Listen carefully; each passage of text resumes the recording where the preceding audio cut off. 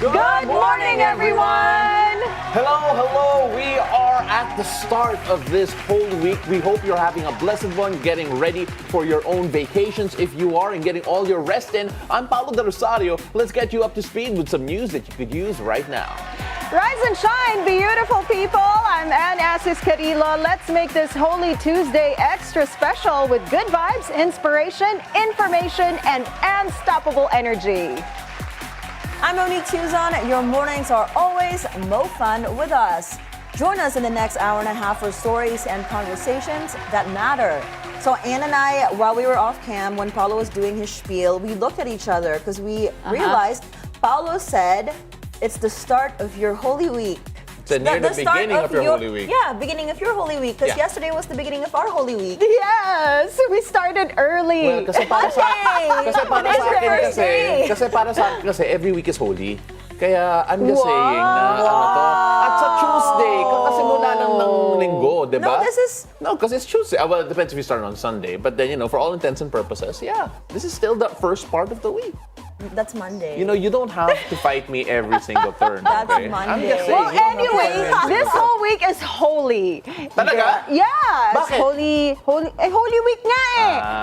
Yeah, and we're gonna talk to somebody Oh that my God! You know what? We have a priest on the show later, so we need his blessing today. Yeah, we need an extra blessing. Father, wait, have you guys bless seen us. the video on Instagram and Facebook and everywhere where the priest has literally the spray, like the hose spray, blessing my goodness, people on the mat? Yeah, with the That's what water. we need. Parang yung pang-pesticide, yung POV, anay ka. Or the tambo, just douse us with holy water. Oh my God, that's not the blessing anymore. That's just like the feast in San Juan where they really throw water at everyone. What's that? I forgot. But they have St. John the Baptist feast. Yeah, there you go. And that's they like just had in Thailand the Songkran festival too. That's right. That's with water guns. I'm just afraid that when holy water touches both of you, ba masunog pa kayo eh. Grabe ka naman. Oh my God! Speak for yourself. Yeah. Anne and I are super blessed because we're here. We're here all the time. We're your blessings, Pao. Yeah, in this count your show. blessings. Two one, blessings two. more. There you go. Yeah, Two that's all you blessings. need. And speaking of Holy Week, we have a guest today, and we're going to talk about Holy Week and actually why it came about. Because I actually Filipino don't. traditions in Yeah, general. because I actually didn't know. I'm always forever learning about Filipino traditions on the show. So I'm sure that later you're going to be learning a lot from I know, our I can't resident historian, Xiao Chua. is going to be I back love on the having show. Yeah, I love him on the show. And Yeah. of course, the thing I did not miss about coming back home is the potential for traffic. To be honest. Yes, Yeah, yes. I mean, there's always that, but today wasn't so bad, to be quite Buti na lang, honest. you made it. Yeah, walang traffic. No, I actually left extra late today. Oh, wow. And I think it was all right. We were chill. I think because most of the schools are already on break. That's why. Yeah, And but there's some still a lot of people still traveling in the exodus Yes, outside of yes. Manila. Yeah, so let's see. Let's Man. check out the major roads in Metro Manila at this hour. First up, we take a look at EDSA White Plains. You will be slowing down if you are heading southbound. As you can see on the left side, southbound lane going to Shaw Boulevard, moderate traffic already building up on that stretch. Now on the opposite lane, right side is the northbound lane headed to Cubao. No problem yet as of this morning. Now here is what is happening along EDSA Orense in Makati. On the left side of your screens are vehicles heading to Pasay. Right side is the northbound lane headed to Shaw Boulevard. And as you can see, light traffic on both sides of EDSA. Now the expanded vehicle number coding scheme is in full swing. It's a Tuesday, guys. Vehicles with license plates ending in 3 and 4 should be off the road right about now until 10 a.m. and again later from 5 p.m. to 8 p.m. We have great news for motorists, especially at the start of the Holy Week. A big-time rollback in fuel prices is now in effect. Gasoline prices will go down by 3 pesos and 60 centavos a liter. Diesel will be cheaper by nearly 3 pesos a liter, and kerosene by 3 pesos and 30 centavos per liter. The Energy Department says the drop in oil prices is due to rising tensions between the U.S. and China, leading to a decline in global crude demand.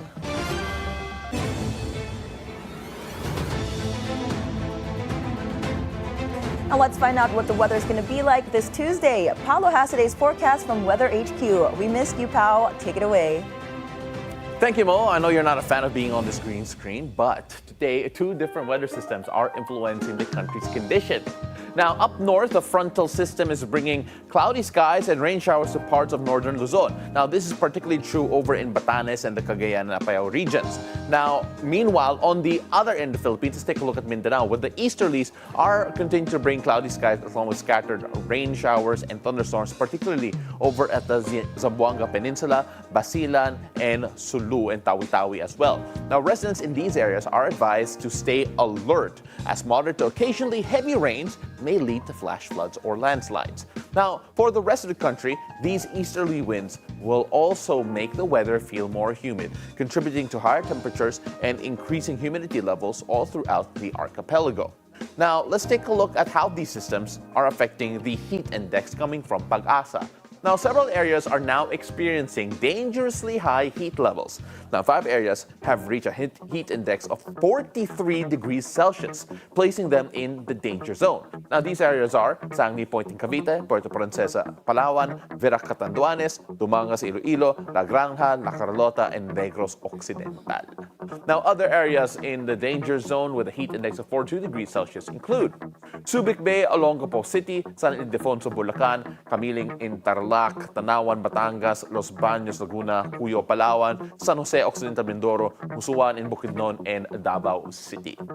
In Metro Manila, the heat index has reached 40 degrees Celsius, while Metro Cebu is at 38 degrees Celsius, both of them falling under the extreme caution category. Now, with these intense heat levels, it's very important to stay hydrated, avoid long exposure to the sun, and look after vulnerable members in your community.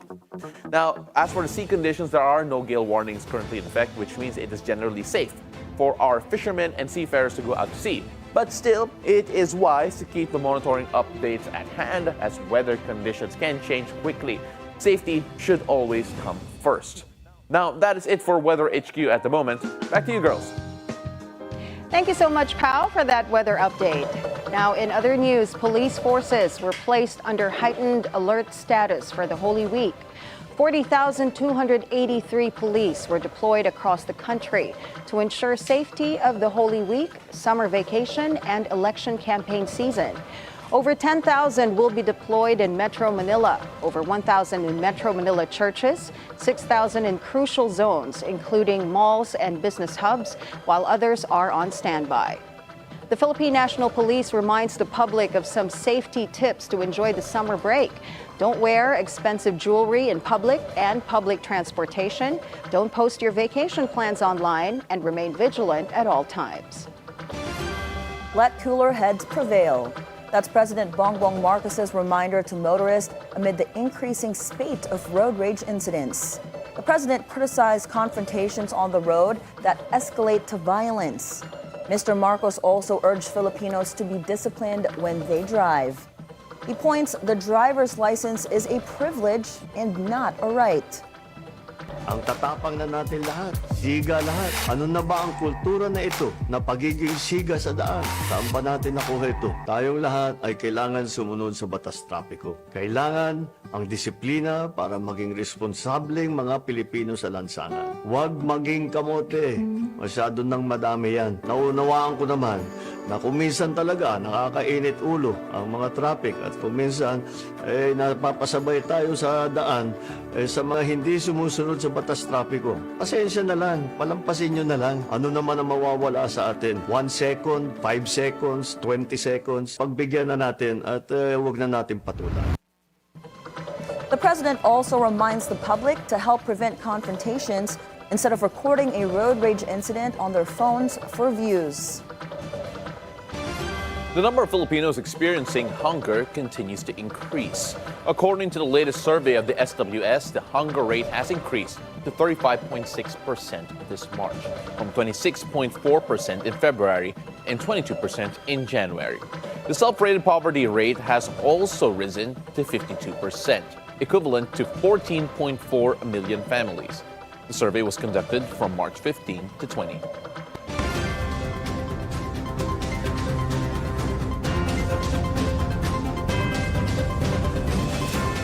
The Commission on Elections issues more show cause orders. This after 4 candidates from Masbate City were reported to have used emergency alert text messaging system in their campaign. Kung merong bigla na lang gagamit ng hindi po otorisado, illegal po yan, na pagnanakaw po yan. At the same time, sa natural calamity and disaster, yan din po ay pinagbabawal na gamitin basta ng kung sino-sino. At abuse of state resources yan. Bakit? Ginamit mo sa LGU ang pagmamayari niyan . Violators include a family of candidates, gubernatorial candidate Ricardo Co, congressional candidate Elisa Co, and Masbate City mayoral candidate Olga Co. Gubernatorial bet Fernando Talisic was also among them. Give this a chance. That's what the COMELEC appeals to the public amid criticisms online regarding its online voting system for overseas workers. Several viral posts claim the change in the candidates' names in the ballot content section after voters have cast their ballots. Some netizens have expressed concerns if ever internet voting for overseas workers could lead to cheating. The COMELEC chairman George Garcia says the online voting process went through a rigorous procedure to ensure that it won't be rigged. Sana po mapagbigyan naman ng ilan ito pong ating internet voting sapagkat kaawa-awa po yung kalagayan. Sabi po natin, wala dapat maiiwan dito sa botohan. Di ba sinabi po natin, wala dapat madidisenfranchise ng mga kababayan natin? Ito po ang pagkakataon natin na makaboto. Gamit lang ang internet, siguradong makakaboto po tayo. So bakit naman hindi natin ibigay yung pagkakataon yun? Senator Robin Padilla clarifies that his endorsement of Senator Amy Marcos is a personal decision and not a political move. This after Senator Marcos posted on Facebook a video of Padilla's endorsement of her. Padilla also clarifies that former President Duterte has made no formal endorsement of Senator Marcos, and his personal endorsement has nothing to do with political parties. President Bongbong Marcos issued a stern warning to foreign vloggers who take advantage of Filipino people's hospitality. That's after vlogger Vitaly Zodorowetsky was nabbed for harassing security guards and a passerby at a mall. PBBM also criticized other foreign vloggers who run amok in the country for likes and views. Asahan ninyo yung mga gumagawa ng ganyan na hindi natin pababayaan na patuloy nilang ginagawa yan. The family of steel magnate Anson Cue denies allegations that he was involved in pogo operations. This comes after reports saying that the suspect's objective behind the killing was not kidnap for ransom, but revenge over a failed pogo deal. The businessman's lawyer says the steel magnate has no shady dealings and only interacted with his most trusted associates. The PNP previously said the pogo involvement is one of the angles they're looking at in this case. But former Senator and PNP Chief Panfilo Lacson says the police must be careful in sharing updates regarding kidnapping cases. The Filipino rescue team who helped out earthquake victims in Myanmar has returned to the Philippines. 89 volunteers carried by Philippine Air Force C-130 aircraft touched down Villamor Air Base earlier this week. The Philippine contingent helped over 1,000 patients in 2 weeks of operation in Myanmar. The president thanked and commended the volunteers for their service. A 7.7 magnitude earthquake hit Myanmar on March 28, where over 3,600 were killed, including 2 Filipinos. In world news, what appeared to be a rotor from the helicopter that crashed into New York City's Hudson River last week, killing all 6 people on board, was recovered on Monday. Video showed the rotor being lifted off a boat parked in the Hudson River and placed on a dock for inspection by National Transportation Safety Board, or NTSB. It isn't clear whether this is the aircraft's main rotor or the tail rotor. No video or camera recorders have been recovered from the Bell 206 helicopter. Divers from the New York City Police Department are continuing to search for parts of the helicopter, including the gearbox and tail boom. On Sunday, the Federal Aviation Administration said that the company involved in the crash, New York Helicopter Tours, was shutting down operations immediately. Over in sports, temporary pause for Filipino tennis star Alex Ayala in Portugal in her build-up, leading to the French Open. Ayala's round of 32 match at the Unauthorized Ladies Open was suspended on Monday due to rain. The women's world number 72 was in the middle of the second set against a Dutch challenger when the match suspension took place. Ayala is the top seed in the Portuguese WTA event. The Rafael Nadal Academy graduate will make her Grand Slam debut at the Roland Garros in May. Over in golf, Rory McIlroy completed a career Grand Slam at last with a dramatic victory at the 2025 U.S. Masters. The Northern Irish great clawed his way back after an early double bogey before beating Justin Rose on the first hole of a sudden death playoff. This is McIlroy's 11th attempt to complete the Grand Slam. No less than Tiger Woods welcomed him to golf's most elite, McIlroy being only the 6th and 1st European to achieve the feat in the past 90 years. Woods made it to the list in the year 2000. El Nido, Palawan becomes a playground of the world's best cliff divers for the first time since 2019. The season opener of the 16th Red Bull Cliff Diving World Series saw male competitors leap from 27 meters, while 21 meters for the women. Reigning 8-time world champion Rian Nan Ifland of Australia clinched the win in the women's division, while 10-time World Series champ Gary Hunt, who got a wild card for this stop, ruled the men's event. I came in not so confident, I hadn't done the dives yet this season, so it was kind of taking a little bit of a gamble in the lead up to this event. Was like, okay, should I go to Florida, should I do the travel, or should I stay at home and work a bit on different techniques and things like that? And yeah, I'm super, super happy. I didn't know if I could do it, and I've done it. My head was on the chopping block. If I didn't do well here, it was like goodbye season. So I didn't expect to win for sure. I was thinking a podium. A podium will probably be enough. I just took it out of their hands. They're going to have to invite me back now. In entertainment, Hollywood star Daisy Ridley gives us a look at her latest project that's happening right here in the Philippines. On Instagram, the Star Wars actress shared images of her life so far in the country, 2 weeks since she started taping for the film The Last Resort. And of course, Filipinos flooded the comment section with some saying there's much more to see. Aside from Ridley, The Last Resort also features Alden Ehrenreich and Filipino-American actress Tia Carrera. The upcoming romantic comedy flick is directed by Donald Petrie, the filmmaker behind classics such as Miss Congeniality.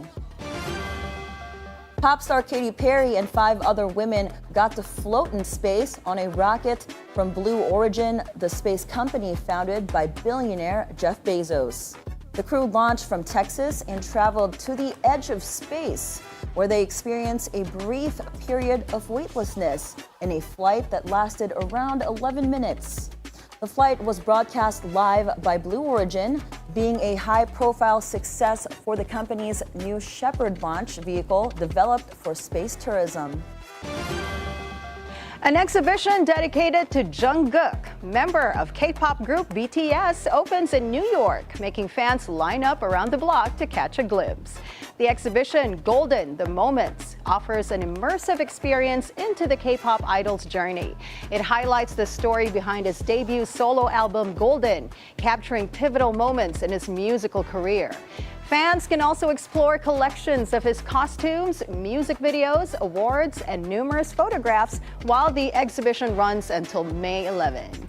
Standing next to you. Before we talk about this item, I just wanted to say my previous item with Katy Perry going to space, she finally went to the moon, moon, moon. Sorry, I had to.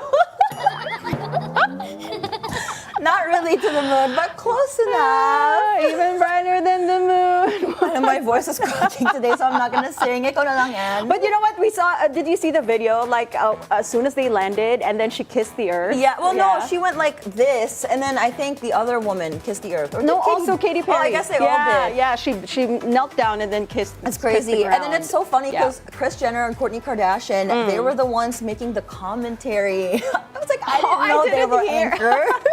They were doing the commentary for them going up in the moon, which is crazy. And Oprah, one of the girls there is her best friend, and she was like in tears. I think she was nervous that I would be they might so not make scared it. too. Same, especially since it's the first Yeah, flight. and Katy Perry's daughter was right there, and she was really watching as they took off, and until they landed, and it was amazing. I thought it was fake, honestly. When I woke up this morning and I saw all the news about this, I said, "Is this a music video?" But they really went up. I actually thought they'd take longer.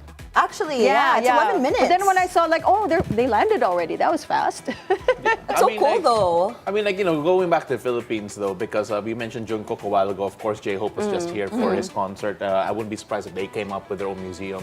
And of course, talking about Tia Carrera, I don't think naabutan ni Mo si Tia Carrera. Yeah, I don't know. Treasure Hunter was her show back in the 2000s, I'd like to say. So she lived here? No, her show in the States. That was a big deal. Yeah. And that's why it was famous here.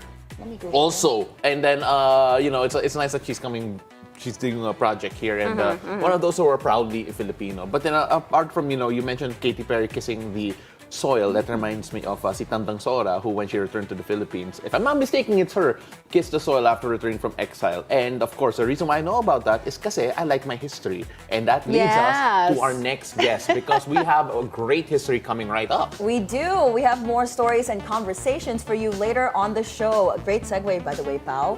Historian Xiao Chua is back on the show to help me especially explore Filipino traditions during Semana Santa. Don't go anywhere. It's a beautiful day. We'll be right back.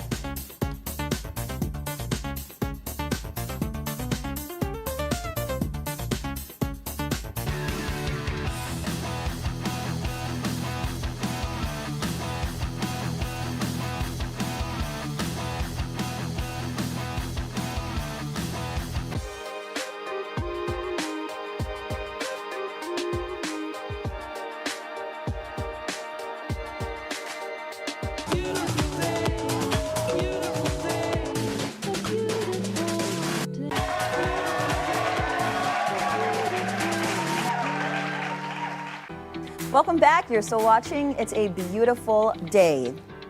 It's Holy Week, and Filipinos have several traditional practices in place as we observe the death and resurrection of Jesus Christ. Now, joining us for a conversation is historian Xiao Chua. Xiao, we love having you. Good morning. It's a beautiful morning at Magkasaysayang umaga. There you go. Yes! So happy. I've been practicing it this morning. Yay! Thank you guys. And to all our watchers here in Billionario. And hi to Xiao's mom, because I know she's your #1 fan, right? Your mom's She's watching right now. Tarlac Yeah. City. So Xiao, I love learning from you. I love when you're here on the show. Let's talk about Holy Week, Semana Santa, and how it's different here in the Philippines compared to other countries, and how it's evolved over time. Well, I've been mulling about it because if you're going to look at this is the time of the commemoration. The Holy Week is the commemoration of the passion and death of Jesus Christ, okay, to save the world from sin. And basically, that's supposed to be solemn and reflective and all of that. Now, of course, that's also what's expected, especially before. When there was no television, there was really nothing to do. Right. And you're not supposed to make any noises and all of that. But I think there's also an element of kapwa because in Europe, it's really contemplative, reflective. It's a personal thing. Right. But when you talk about Philippine Holy Weeks, it's or Quaresma, they call it. It's really about being together, worshiping together. So you see Palm Sunday, people are waving palms. Yeah. And then within the week they read the long epic called the Passion. Yeah. Pasyong Mahal. They did not read the Bible before because it was forbidden by the church. During the time of the Spaniards. Yeah. I know that. So because the church thought that if people will read the Bible themselves, they will interpret it and there will be many religions.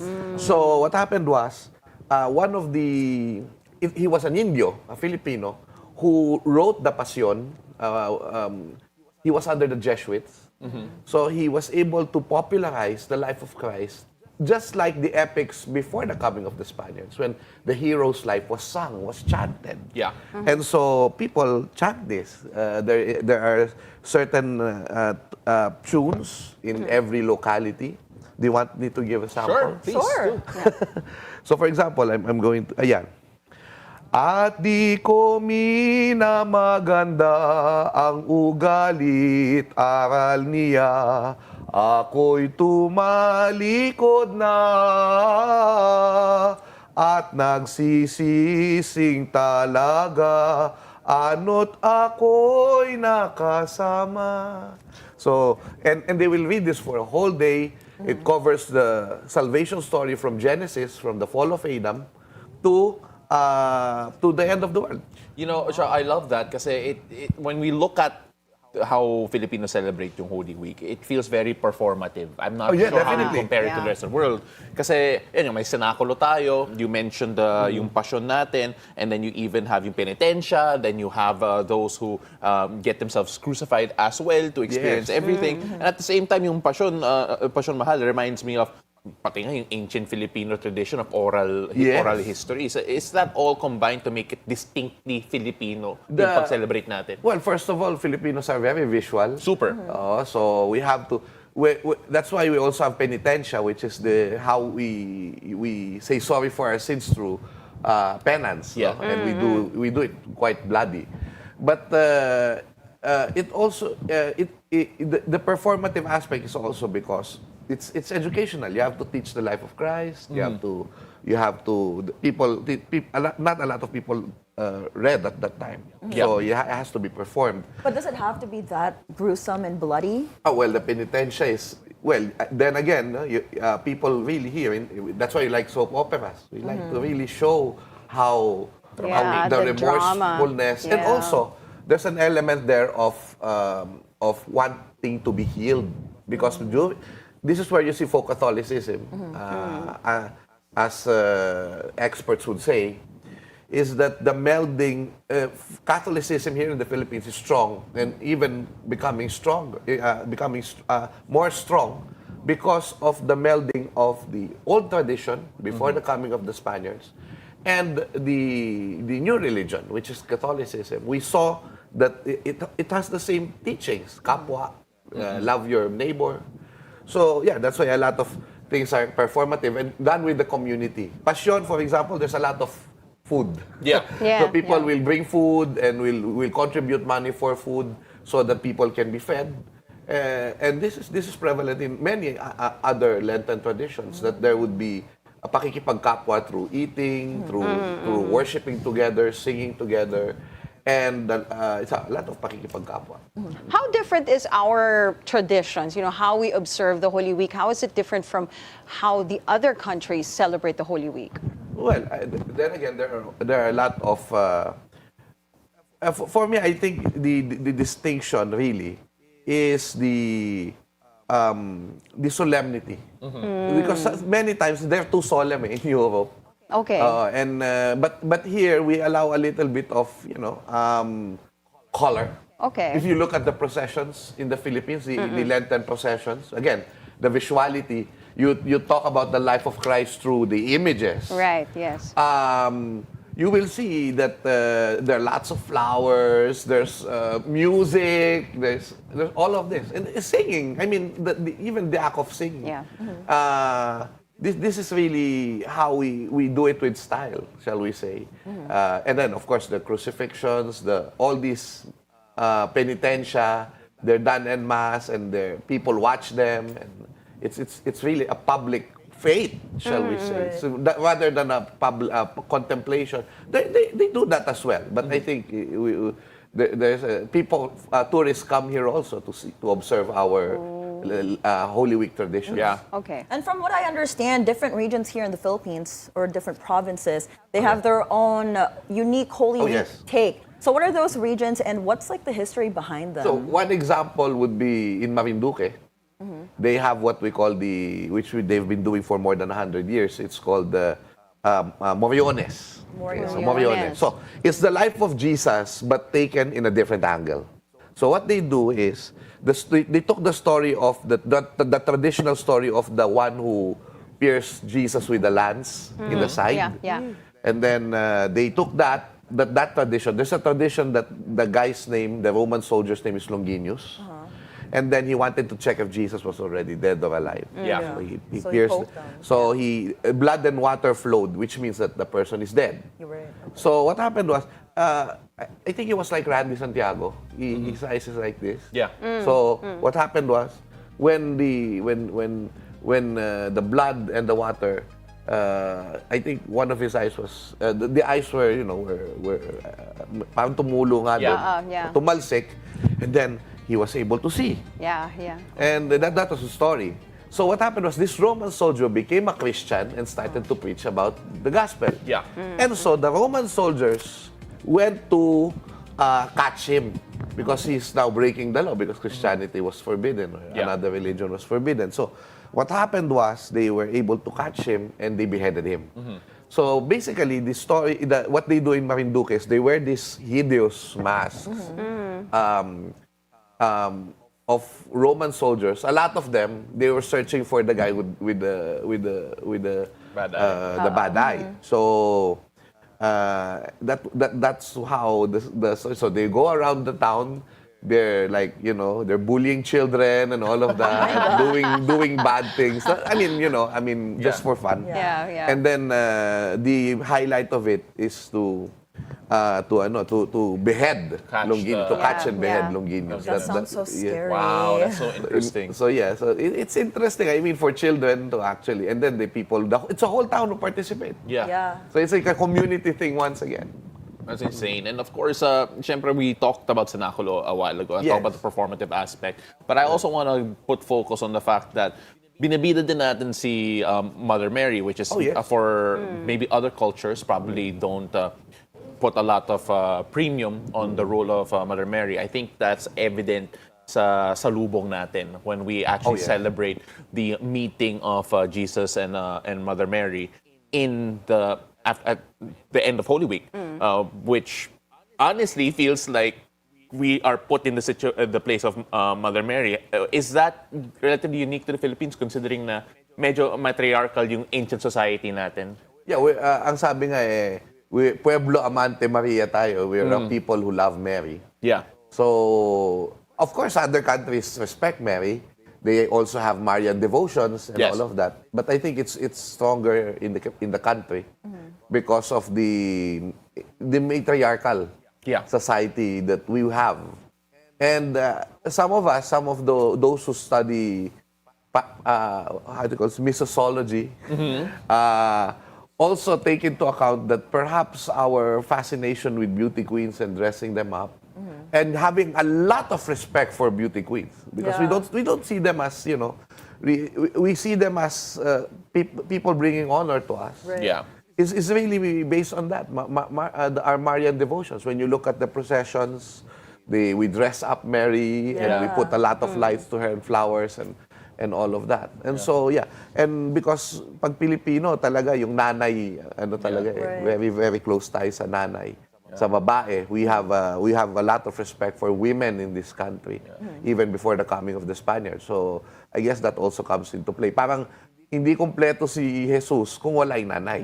Yun yung message. It's like yung procession ng mga Mother Mary minsan parang Miss Universe parade float eh. It's actually so interesting. Parang the May, what's that May Santa Flores Cruz? de Mayo. Yeah, Flores de Mayo. Yeah. That actually is like a pageant too. And pageant siya, and also, Flores de Mayo na yun. It's not only Lent, but it's not Lent na. Pero, if you're going to look at it, that features the stories of holy women and saints. Women, Yes. So, Judith, Esther, di ba? Queen Helena.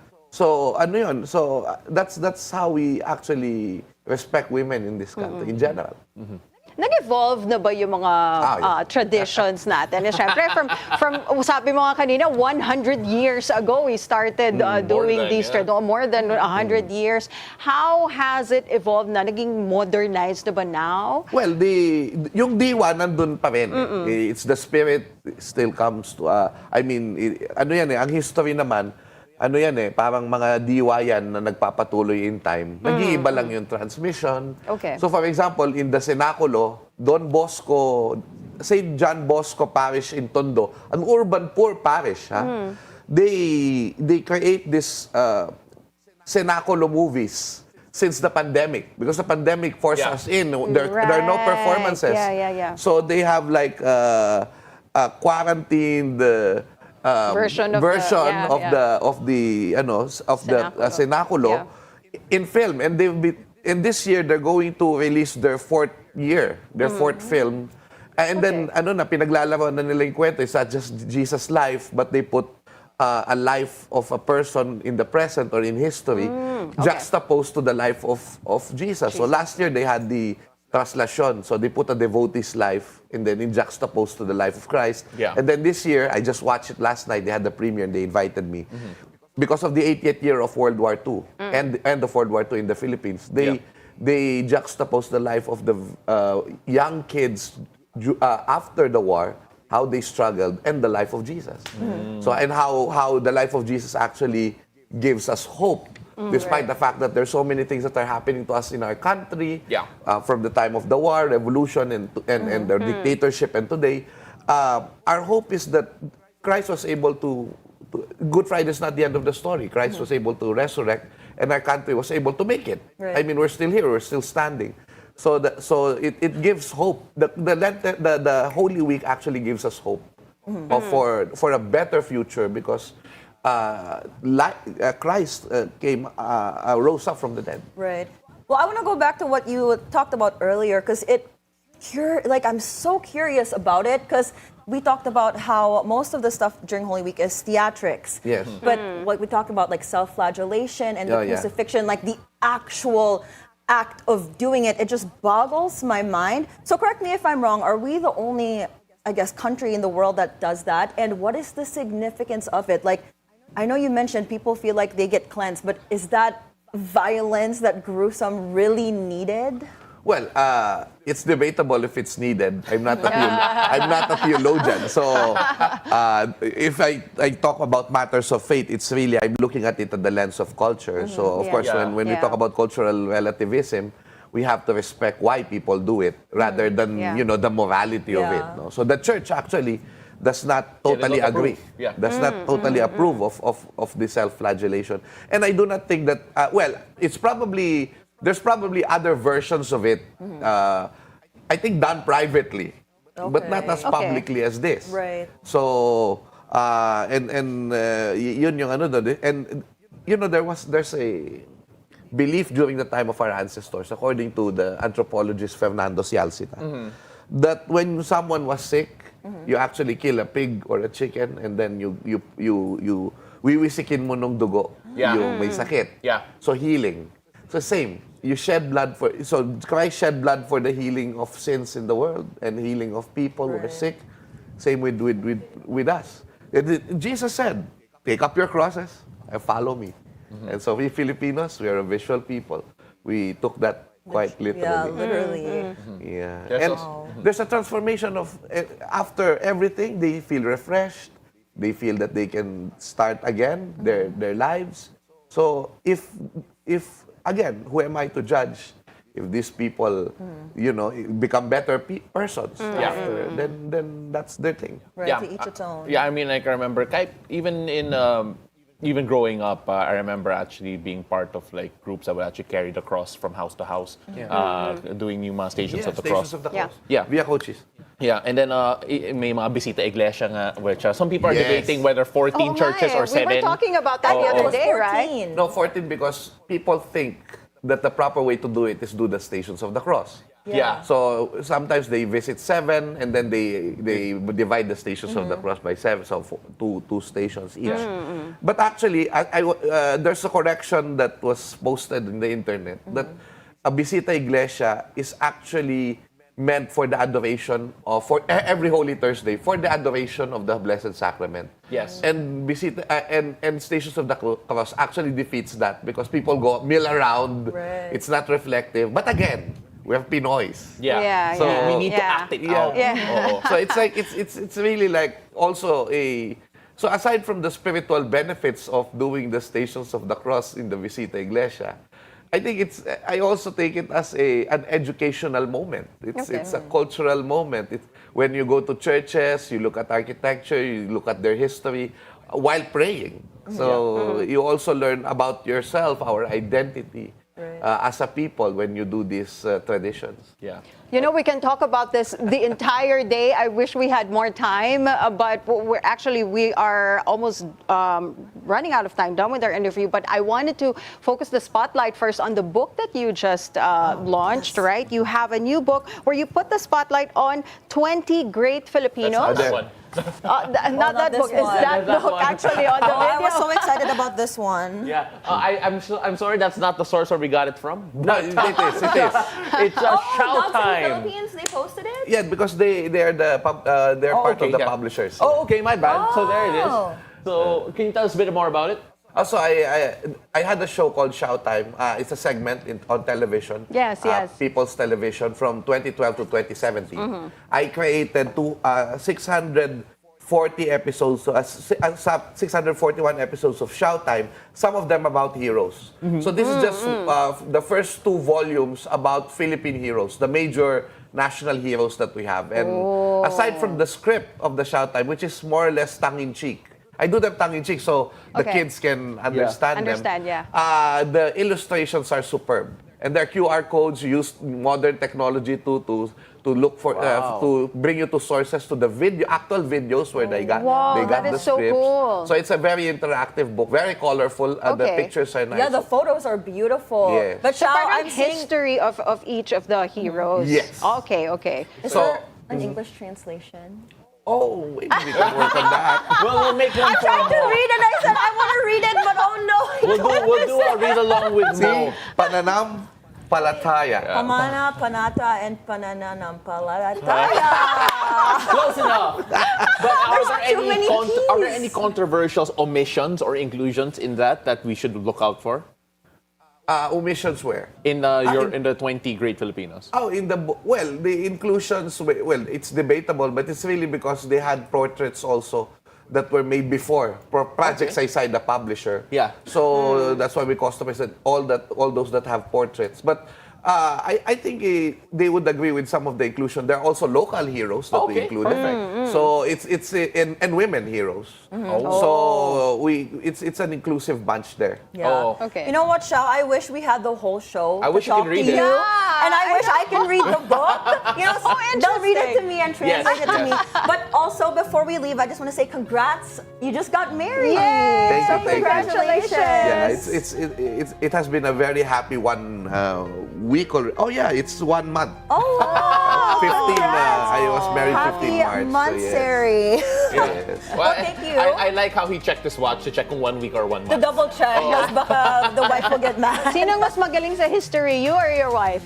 Mas magaling ako. But mas magaling siya sa wika. Because he's a Philippine Studies, okay. Master of Philippine I Studies. need to talk to your wife. I need to talk to y'all both. But thank you for joining us this morning. Thank you, Xiao Chua. Xiao. Thank you really so much. appreciate it. The heroes and Jesus Christ, their example of sacrifice for a greater good, for a greater cause. I hope that we imbibe it also in our lives. Well, we try despite Yeah. our imperfections. Yeah. Right. Well, thank you again, Xiao. That was historian Xiao Chua.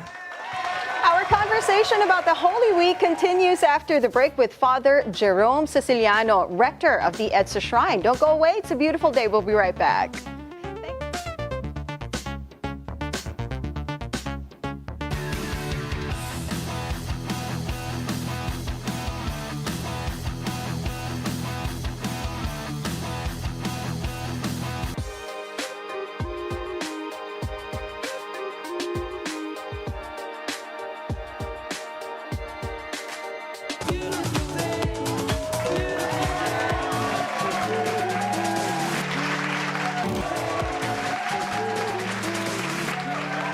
Hello and welcome back. You're still watching It's a Beautiful Day. Holy Week is a week of profound importance to Christians all around the world. Now this morning, we ponder and revisit its liturgical importance with Father Jerome Secillano, the rector of EDSA Shrine, who's joining us via Zoom. It's a beautiful day, Father Jerome. Good morning and welcome to the show. Yeah, good morning, Anne, and to the televiewers. Magandang umaga sa inyong lahat. Father, you know, when people talk about Holy Week, they think about going on vacation, taking a break, finally taking a break from work. But beyond that, of course, there is a deeper spiritual significance of this religious observance. Now, Father, can you tell us the meaning and importance of Holy Week in one's spirituality? Yeah, it's true that people go to vacation during the Holy Week. But then again, since we call it holy, meaning to say they don't have to undermine the sacredness of these days. Because these are the days wherein we commemorate the sufferings of Christ. It is so significant dahil unang-una, pinapakita natin dito na nakikiisa tayo doon sa suffering na yan. At binibigyan din tayo ng mas malalim na kahulugan kung ano ba talaga yung suffering sa buhay natin. And these are things that we bear, but then again, we don't just actually accept them and then face them. But of course, ando dun yung pananaw na si Jesus nga unang-una na nag-suffer para sa atin. Kaya tinatanggap natin ito. Tapos yung pangalawa dito na dapat maintindihan na pagdaan lang ito sa buhay natin because we are ushering in the most glorious celebration, which is the resurrection. Christ rises from the dead. So parang, nabaon tayo sa ganitong pagsubok. But then again, meron naman palang darating na araw na tayo muli ay makikita natin yung kagandahan ng buhay. Yun ang meaning nun. Father, why is it so important to relive the journey of Jesus Christ, especially during Holy Week? Well, we have to do that because, alam mo, sa buhay natin, when we are too busy and too focused on the many practical things that we do in life, like a job, at kung ano-ano pa. Ngayon lang yung panahon na mukayat ang binibigyan tayo ng simbahan ng opportunity na isituate natin yung sarili natin sa pakikipag-ugnayan sa Diyos. Mahalaga ito dahil ito yung pagkakataon na binibigyan natin ng puwang yung buhay natin para ang Diyos ay maka-enter naman sa aspeto na yan na dapat nating kumbaga ay tutukan. Anong aspeto na yon? The spiritual aspects of our life. You know, man is composed of body and soul. Yung binabanggit nyo kanina na vacation, mahalaga din yon. But that's feeding our bodies pag relax ka. But how about the soul? So yung nakikita natin dito na mga Holy Week observances, these are actually impacting on the spirituality that is within. So parang binabalanse din natin dito yung buhay. At ang maganda nito, sa binanggit mo na pag-focus doon sa buhay ni Jesus, Jesus is still very relevant. At doon sa mga tagpo sa buhay ni Jesus, doon nga binibigyan ng diin yung ilang component din o facets ng buhay natin na, well, ito pala suffering. Ito pala ganito. Halimbawa yung Passion Sunday, meron dong trial It's all about the truth. Of the matter, si Jesus ba talaga ganito? Ito sa trumped up na charge. Pag tiningnan mo yan, marirelate mo ngayon sa nangyayari sa lipunan. Meron din palang ganito. Yan, usapin for example ng politika, usapin ng mga individuals na nasasakdal, usapin naman ng due process. So ang ganda lang na i-reflect mo yon because this will mirror now what's happening in our life. I'm talking about yung buhay ni Jesus. Meron palang parang pagkakahambing din sa buhay na pinagdadaanan natin. Father Paolo here po, I just wanted to ask about yung mga traditions po natin. Kasi sinabi po namin kanina sa interview namin with historian Xiao Chua na napaka-performative ang mga Pinoy in terms of their devotion during Holy Week. Nakita natin yan sa Sinakulo, nakita natin yan sa Stations of the Cross. Pero may mga extreme versions of yung devotion po na nakita po natin katulad ng mga self-flagellation at iba pa po. When we take a look at all of these practices po in a broad spectrum, ano po ang take po ninyo on how the faithful to try to express their devotion during this Holy Week in particular? Kasi po it goes from spectrum to spectrum in terms of siguro yung extremes na ginagawa ng mga tao. Well, number one, beauty attracts. Yung binabanggit mo dito, performative. Merong merong sense of aesthetics, di ba? Kanina napakinggan ko, marami yung ilaw, may mga bulaklak. Papapansin mo sa simbahan na pinupuntahan ng tao dahil nagagandahan sila. So, yung aspect ng aesthetics ay pumapasok dito. Tapos yung sinasabi mo namang extreme, yan nakikita ko ngayon sa screen, nagpapapako sa krus. Palagay ko, it plays up with the emotion of the person. Tayo bilang mga Pilipino, medyo may pagka-dramatic tayo eh. Gusto natin yung mga nag-iiyakan, madalas nga tayo nanonood ng mga melodrama, mga teleserye na maraming iyakan, di ba? So dito, parang naaantig yung damdamin mo sa ganitong mga palabas, sa ganitong mga gawain. Yung mga nakikita natin, procession, then self-flagellation, crucifixion, they became parang spectacle. And these are so appealing in the eyes of the people. Ngayon sa mga gumagawa nito, ang basic na tanong siguro niyan kailangan ba? But the church doesn't actually permit that. Kasi ang tingin ng simbahan dito, yung ginawa ni Jesus sa pagpapako sa krus, pati na yung kanyang pagpasa nito, pati yung kanyang pagkamatay, these are once and for all events na sapat na para yung tao ay alisin mo sa pagkakasala, tubusin mo pala sa pagkakasala at ibigay sa kanila ang buhay na walang hanggan. So these are things that should not be repeated anymore because what Jesus did is more than enough to redeem humanity. So yun po ang theological nuance dito. Opo. Father, aside from those traditions that we talked about, yung cenaculo, self-flagellation, another tradition that we usually do during the Holy Week is fasting and abstinence.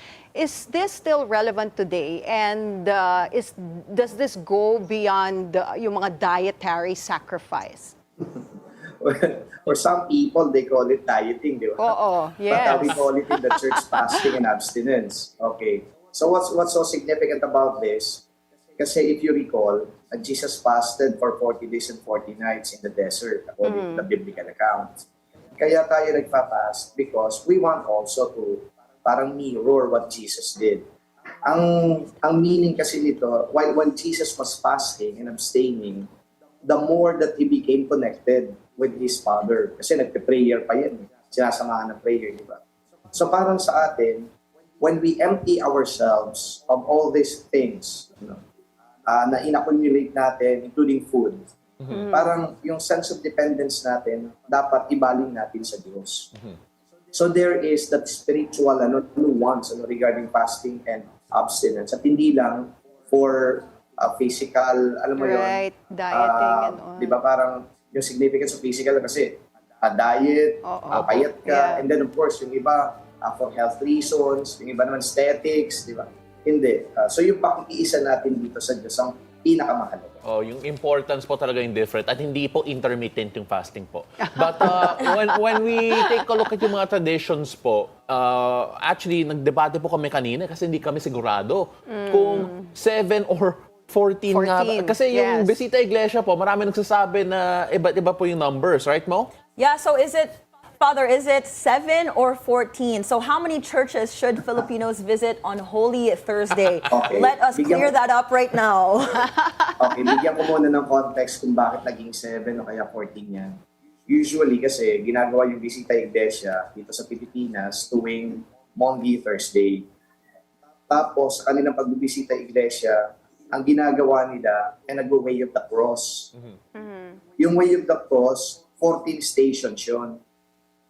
Kaya doon nila pinaturns yung pagbibisita ng mga simbahan para magdasal sila ng station of the cross for each church that they're going to visit.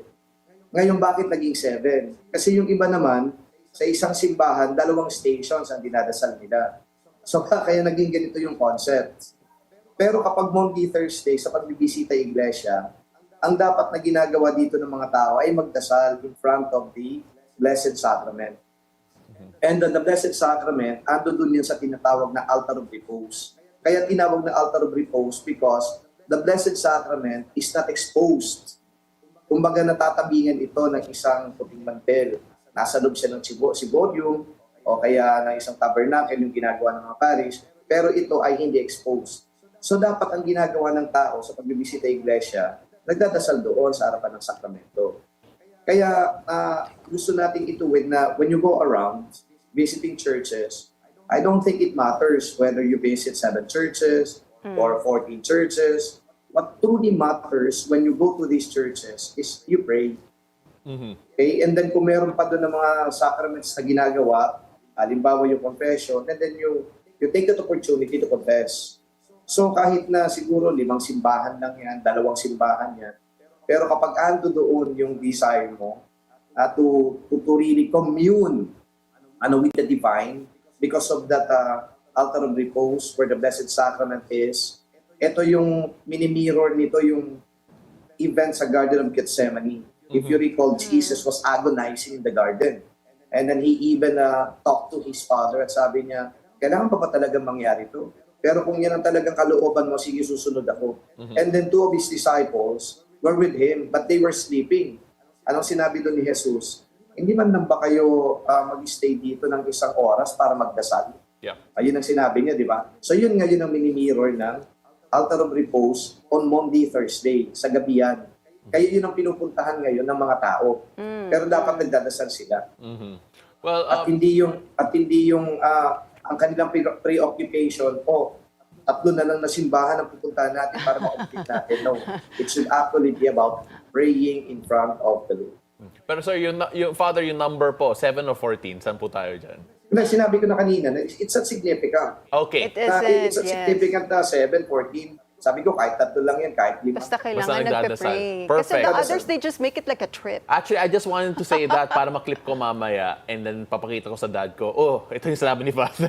But of course, Father, when we take a look at yung names of the days during Holy Week, may nagsasabi na, bakit nga ba Good Friday ang Friday kung commemoration ng crucifixion ni Jesus Christ? Do we have any etymology when it comes to that po, especially from a theological standpoint? Well, from the theological standpoint, it's good because Christ redeemed us. There is that aspect of redemption. Kaya tinawag natin good. When somebody actually give us something, well, it's something good. And we thank that one who gave us something. And in that particular event, Christ offered his life for the sake of a sinful humanity. And that act of dying on the cross is an act of redemption. So we call it good. Not because he died, but because of the redemptive aspect of the death of Christ. So yun ang ibig sabihin nito. Thank you so much for your time today, Reverend Father Jerome Secillano, the rector of EDSA Shrine. Thank you, Father, for joining us. Yeah, thank you, David. All right, so when we return, I'll be speaking with Mr. Luisito de los Santos, a spokesperson for Marina, on how safe are our passenger ships this Holy Week. Stay with us. It's a beautiful day. We'll be right back.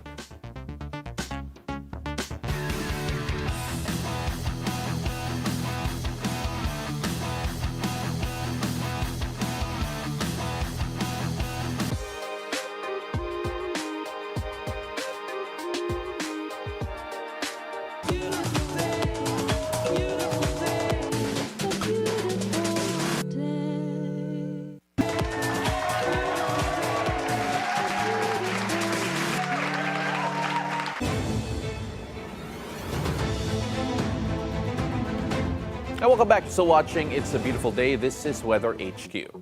As millions of Filipinos get ready to travel for the Holy Week, authorities are on high alert to keep our ports safe and our journeys smooth. To tell us more about the preparations and safety measures in place, joining us via Zoom is Marine spokesperson Mr. Luisito de los Santos. Magandang umaga, Sir de los Santos. Thank you so much for joining us. It's a beautiful day. Yeah, good morning, Paolo, and thank you for having me here in Billionaire News Channel. Mr. De Los Santos, thank you so much for joining us again. Simulan po natin with the expectations po natin this Holy Week because alam na po natin that there is a bit of an exodus outside of Metro Manila and traveling will be at the premium, safety is at the premium.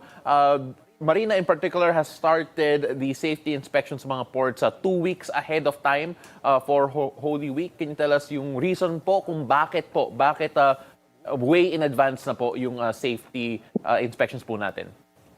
Well, I just would like to make it clear that maritime safety is one of the core functions of the Maritime Industry Authority, and ship inspection is done regularly. It's not just done when there is an expected influx of passengers, and in fact, we do ship audits. And we also do compliance monitoring of our various commercial ships, whether it's like announced or random, to ensure that our ship owners are, of course, complying with the various safety rules and regulations of the Philippine government. And another one is that late last year, we have launched the nationwide maritime safety awareness culture campaign, because maritime safety is not just the responsibility of the government, but it should be everyone's else responsibility. And we have tapped the participation and support of our various local government units, because coastal communities are those that are really affected when it comes to, you know, um, I mean, most of our sea passengers come from coastal communities, and their primary mode of transportation, of course, are our boats and ships. And that's why we have tapped them to assist us imbibe the culture of safety. That is not just the responsibility, of course, of the government, not just the responsibility of the ship owners, but of course, much more our riding public must develop in them the mindset that they are responsible primarily for their safety wherever they go. Thank you for the clarification, sir. So just to revise yung question ko just a bit, when we talk about the expected influx of passengers dahil sa Holy Week po, what has been done to ensure the safety, considering yung influx po that we are expecting in terms of passengers? And if ever, if you have a number po of how much of an influx do we expect this Holy Week to make use of yung maritime transportation po natin? Yeah, Paulo. In fact, nung April 1 until April 12, we launched the intensified compliance monitoring ng ating mga ships. Ang focus natin ay yung mga barko. Wherein we expect na ito yung primary mode na gagamitin ng ating mga travelers. Nag-inspect po tayo. At the same time, ang Marina came up with 7 composite teams, and they were distributed in various ports in the Philippines. So far, ang na-inspect po natin na barko is 113. 10 of them nagkaroon po ng deficiencies. Then 6 lifted, and may 4 pa po na remaining po na suspended. And hindi po natin papayagan na lalayag ang mga ito unless they have to fully rectify yung mga noted na mga deficiencies. Kasi may mga deficiencies na pwede kasing i-rectify kaagad-agad, at meron din po yung mga hindi basta-basta na ma-rectify. That's why na-issue po yung sinasabi po natin na suspension. You mentioned po that may mga deficiencies po. When you take a look at yung checklist po ninyo, typically, what are the deficiencies na medyo naging common po that have to be addressed? Yung mga common naman, for example, yung mga sirens nila, chine-check din po natin kasi ang sirens napaka-important. Tapos yung mga number po ng mga life jackets, pag kulang o kaya may mga nasira na. Tapos yung mga signages, madali lang po kasing i-rectify ang mga ito. Pero pag ang deficiency ay something that would impact directly the seaworthiness of the ship, that's the time that the Marina will have to hold yung paglalayag po ng barko natin. I can only imagine po that this is an interagency effort with regards to safety, especially sa Holy Week period po natin. Can you tell us a bit more about yung coordination po between Marina and of course the PCG, PPA, and other agencies to avoid any safety issues po during this time of travel? Yung yung implementation ng maritime safety rules and regulations po natin. Of course, that's a whole of government approach. Kasama po natin dito ang Philippine Coast Guard. Ang Marina, basically, siya po yung nagde-develop po ng mga policies, at ang nag-i-implement po ay nag-i-enforce ay ang ating Philippine Coast Guard. Meron din po tayong mga, of course, interaction with our port authorities, sa Philippine Port Authority, sa Cebu Port Authority. Doon po natin nalalaman if yung mga foot traffic at kung kailangan pa po natin na magdagdag ng mga barko, because the Maritime Industry Authority has relaxed the sailing schedule ng ating mga passenger carrying ships, lalong-lalo na this peak season. Sir, we have so many more questions to ask when it comes to yung mga ports, especially I want to ask personally about yung mga how digital systems is affecting yung mga management natin in terms of cargoes and even ticketing systems. Pero since we don't have enough time to get to that, I want to fast forward to yung advice niyo po towards those traveling this Holy Week period, and of course even advice to yung mga operators po natin when it comes to passenger and of course cargo moving around this Holy Week period po. I would like to remind yung ating mga passengers na paghandaan po natin ang ating paglalayag. It's really very necessary na alamin po natin yung capacity ng mga sinasakyan po natin, kasi hindi po pwede na mag-overload ang ating mga sasakyan pandagat. At yung mga operators natin, to make it sure that necessary assistance ay na-extend po natin sa ating mga mananakay, and huwag po natin kalimutan na ibigay ang discount, yung 20% fair discount ng ating mga estudyante, mga persons with disability at yung ating mga senior citizen. Importante rin po na pipirma po tayo, ilagay po natin ang ating mga pangalan doon sa passenger manifest. At kung may mga pagkakataon po na hindi natin inaasahan na mga pangyayari, alamin natin ang exit passageway, at palagi po tayong makinig sa mga announcements sa loob po ng barko. At higit po sa lahat, kung saan po nakalagay ang ating mga life jackets. Ang life jackets ay malaki pong naitutulong sa atin, lalong-lalo na sa mga pangyayari po na hindi po natin inaasahan. He is the spokesperson for Marina, Mr. Luisito de los Santos. Maraming salamat po. Thank you very much for joining us this morning. Have a beautiful day po. And thank you, Paolo. All right, so that is it for Weather HQ. Thank you so much to Mr. de los Santos for all of that. For the meantime, back to you, girls. Thank you, Pao. Now from the seas to the stars. What do the stars have in store for us today? Let's find out from our resident energizer and feng shui master, Hans Kua, in our horoscope of the day. Take it away, Master Hans. Good morning! It's a beautiful day with me, Master Hans Kua. Ito po ang horoscope for today. Tuesday, April 15. Para sa mga pinanganak ng Year of the Rat, magsisimula sa pagiging magkaibigan. Ang matatag na relasyon ay nag-uugat sa pag-uunawaan. Red at 8. Kaya oksaman tayo maglakad-lakad tuwing umaga para malusog ang puso. Green at 9. Kay Tiger naman tayo maglaan ng oras para sa maikling tulog. Kahit pagod upang mapanatili ang energy. Pink at 1. Rabbit naman tayo pag-aralan ang tamang pag-iipon upang maabot ang financial goals. Yellow at 5. Kay Dragon naman tayo, ang pag-delegate ng trabaho ay makatulong upang mag-focus ka sa mahalagang gawain. Orange at 4. Kay Snake naman tayo, maglaan ng oras sa meditation upang maibsan ang stress. Purple at 7. Ito naman! Kaya of the horsey, uminom ng herbal tea sa gabi upang mas mapanatag ang tulog. Red at 2. Kay Ship naman tayo, ugaling mag-stretch tuwing umaga upang mabawasan ang muscle pain. Red at 3. Kay Monkey naman, ang pagpapakita ng creativity ay magdadala ng positive na result sa work. Yellow at 8. Rooster naman tayo pag-aralan ang tamang paraan sa pagbabayad ng utang upang hindi maipit sa gastusin. Green at 1.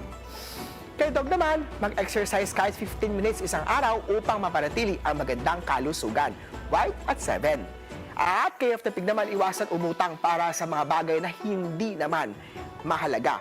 Pink at 6. Ako po, si Master Hans Kua. Paalala lang, ito po'y patubay lamang. Ang tunay na swerte ay nagsisimula sa pagiging totoo. Abangan ang horoscope of the day dito lang po sa It's a Beautiful beautiful day with me, Master Hans Kua. Thank you so much, Master Hans Kua. Now, from luck to love, one of the most culturally shocking aspects of being a Filipino is our concept of utang na loob to our parents. It follows us through adulthood and sometimes into our married life too. But where do we draw the line? Dating Coach V unpacks this for us in today's Love Hacks. Take it away, Coach V. Love hacks, we got you. No need to be sad.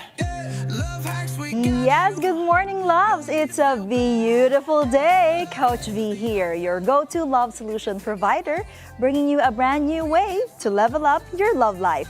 Welcome to Love Hacks.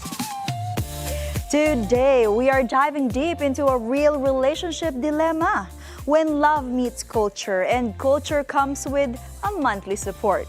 Because in Filipino families, love doesn't stop when you leave the house. Sometimes it follows you into marriage and your bank account. But is that toxic or it's just tradition? Question, loves, ha? When you say I do to a Pinay, does that also mean I will to the electric bill of their parents? Nako, let's talk about that, loves. Here's a real post from Reddit that caught our attention. How? Navigating through cultural differences. Americano ata to, let me try. I'm not an expat, but wanted to hear the thoughts of this subreddit regarding my in-laws and maybe some insight to change my frustrations into understanding. My wife is from Angeles City, and she has sent money to her parents every month for years, which I reluctantly support. Why do Filipino parents seem to display no shame in asking their children for money? Now, I have overheard conversations of her family members Googling my wife's salary, presumably to see how much they could expect from her. Now, not to mention lending money to family members that have never paid us back. Now, she recently became a stay-at-home mom to focus on our kids, and her family members do not approve. I assume it's because they think they'll get less money. Will my wife be responsible for her parents' medical bills as they age? Is there a Medicare system in place? Thank you very much, Pao Smith. Will. That was a great American accent minus the Angeles part. Angeles, yeah. Or Angeles. Angeles. But you did amazing. I'm proud of you. Well, in fairness, that message, it's not just a question, it's a cultural earthquake. Oo nga naman. Pero first things first, linawin lang natin, this isn't a foreign guy being mean. This is just a guy trying to understand something, which is very normal sa atin, but low-key shocking to the rest of the world. So let's ask the audience, raise your hand if you've ever sent money home. Even if it means delaying your own goals. I've never.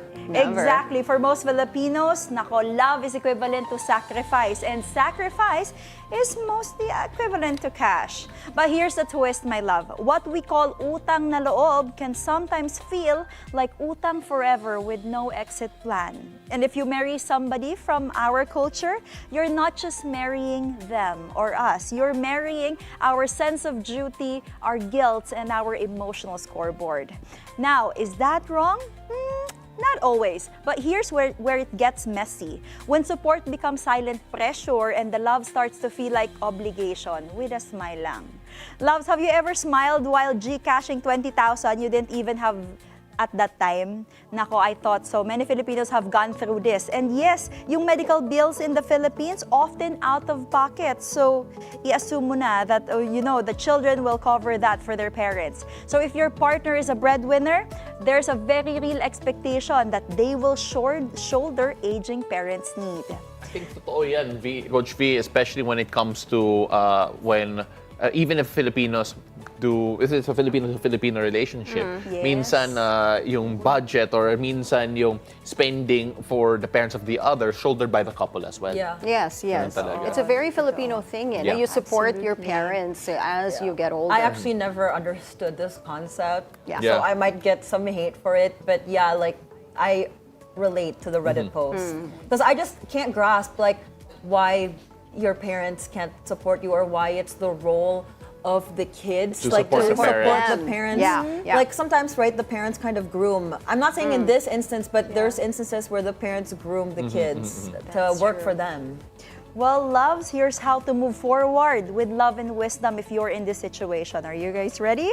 Number 1 is to understand yung culture before we judge the pattern. Kasi what may look like no boundaries, it's often deep-seated loyalty in the Philippines. So instead of judging, ask questions with compassion and not confrontation.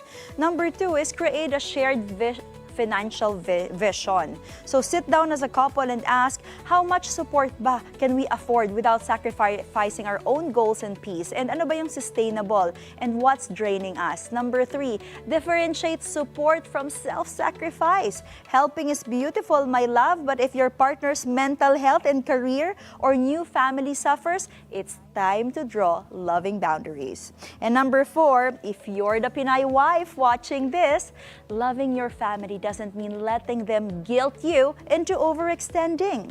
You can honor your parents and honor your husband as well. And you don't have to choose sides, you just have to choose wisely. At eto na, my loves, to the in-laws naman watching this, please, we stop guilt-tripping our children into being our retirement plan. We love our kids not just for their payslip, sana. The best way to honor your sacrifice is by letting your children build their own healthy homes. That's it, love. So if you're feeling torn between tradition and your own peace, nako, you're not alone na. Love is not about choosing between family origin and family of creation. It's about communication. Remember, loves, helping your parents is a beautiful thing, but utang na loob is not about giving until you're empty. It's about giving from a place of love and not a place of guilt. That's it for today, loves. This is Coach V giving you real talk about real love. Got your own culture clash drama or love versus lone dilemma? DM me na on Instagram at Dating Coach V. And let's not just talk about love, let's solve it. Join me again tomorrow, as always, and have a beautiful day. Love you. Thank you so much, Coach V. And of course, message Coach V as she mentioned on her DM. So if you have any more love dilemmas, if you really enjoyed this topic, if you're a foreigner, go message Mo at Monique Tuzon. If you're a parent, go message Voice Talent Tita. And if you're anything else in between or not quite there, don't message me, hindi ako magre-reply. But thank you so much, Coach V. Really appreciate you so much. And of course, that's it for us this Tuesday, April 15. Ako po si Paolo del Rosario. Thank you so much for joining us. I'm Anne Asis-Carilo. Thank you for making us your daily morning habit. Remember to choose joy and spread love and kindness wherever this day takes you. And I'm Monique Tuzon. Don't forget, for any violent reaction, send it to @Paolo del Rosario. He will read it, but he will not respond. I hope you guys have a great Tuesday ahead. Join us again tomorrow, 7 a.m. to 8:30 a.m. only here on It's a Beautiful Day!